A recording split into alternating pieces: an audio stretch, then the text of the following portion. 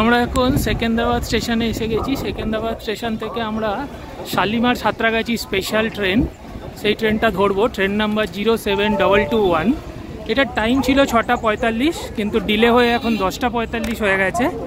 তো এখন 10:30 বাজে, আমরা স্টেশনে এসছি।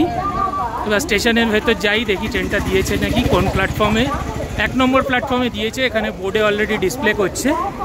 তো দেখি গিয়ে এসেছে কি না, আর ভেতরটা কীরকম, কি কটা কি কোচ আছে, রেক আছে, আপনাদেরকে সে বিষয়ে সম্পূর্ণ তথ্য দেব।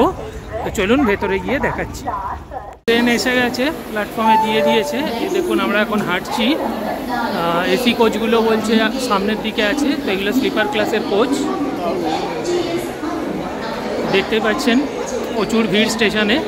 তো আমরা এগিয়ে যাচ্ছি। আমাদের আজকের যাত্রা হচ্ছে সেকেন্ড এসিতে। তো সেকেন্ড এসির ভেতরটা কীরকম সেটা আপনাদের একটু দেখিয়ে দেবো আমি উঠে। আর অন্যান্য কোচে অলরেডি লোকজন উঠে বসে গেছে। তো আমি ওরকমভাবে গিয়ে লোকের সামনে ভিডিও করি না, কারণ লোকেরা অনেক সময় বিরক্ত হন। তো সেই জন্য আমি বাকি কোচগুলো আপনাদের দেখাতে পারছি না। তো চলুন আমি উঠে দেখাচ্ছি। তো ট্রেনে আমরা উঠে পড়েছি, ট্রেন ছেড়েও দিয়েছে। তো আপনাদের প্রথমেই জানিয়ে রাখি, এই ট্রেনটা কিন্তু খুবই স্লো চলে। এই ট্রেনটার টোটাল স্টপেজ হচ্ছে 23টা, মানে সোর্স আর ডেস্টিনেশন বাদ দিলে মাঝে 23টা স্টেশন অতিক্রম করে এটা সেকেন্দ্রাবাদ থেকে সাঁতরাগাছি গিয়ে পৌঁছবে। তো এই ট্রেনটা মোটামুটি অ্যাভারেজলি 4 থেকে 5 ঘন্টা লেটেই চলে। আর এই ট্রেনে general compartment, sleeper, AC 3 tier, 2 tier ছাড়াও একটা কোচ রয়েছে যেটা হলো HA1। তো HA1 মানে এটার হাফ হচ্ছে এসি ফার্স্ট ক্লাস, আর বাকি হাফ হচ্ছে এসি 2 টায়ার। তো চলুন এবার এই সেকেন্ড এসি মানে এসি 2 টায়ারে আমরা যাত্রা করছি। তো 2 টায়ারটা কীরকম সেটা একটু আপনাদের দেখিয়ে দিই। তো দেখুন এখানে রয়েছে চার্জিং পয়েন্ট আর আয়না, কিন্তু জলের বোতল বা কিছু ব্যাগ হ্যাং করানোর জন্য কোনো হ্যাঙ্গার নেই।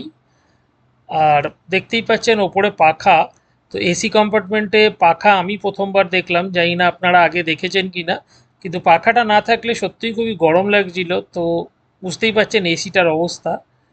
আর এই যে দেখছেন দেয়ালগুলোতে এখনও নোংরা দাগ লেগে রয়েছে, মানে খুব একটা যে ক্লিন বলবো না। টেবিলটাও দেখুন, মানে সব জায়গাতেই একটা নোংরা নোংরা দাগ লেগে রয়েছে।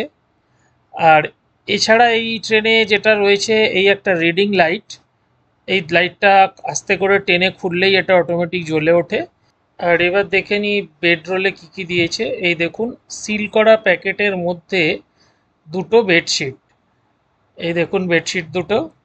তো এই বেডশিটগুলো দেখুন, দেখে মনে হচ্ছে না যেন কাঁচা। আমি জানি না কাঁচা ধোয়া বেডশিটে কি করে ছোট ছোট চুল থাকে। আর দেখতেই পাচ্ছেন যে রোঁয়া ওঠা পুরো, সেটা না হয় ঠিক আছে, কাচতে কাচতে হয়েছে, চুল কোত্থেকে থাকে জানি না। এছাড়াও দেখুন এই যে পিলো কভারটাও খুব একটা ক্লিন না। আর সাথে দিয়েছিল একটা কম্বল। তো এবার চলুন দেখে নেওয়া যাক টয়লেটটা।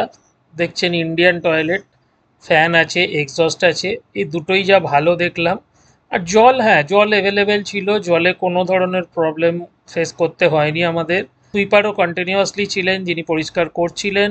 এটা হচ্ছে আমাদের ওয়েস্টার্ন টয়লেটটা, এখানেও সেই ফ্যান আর এক্সস্ট আছে, এমনকি টিস্যু রোলও রয়েছে। তো সেদিক থেকে ট্রেনের তুলনায় টয়লেটটা যথেষ্টই ভালো ছিল, বাট যেটা দরকার ট্রেনে আর একটু রিনোভেশন।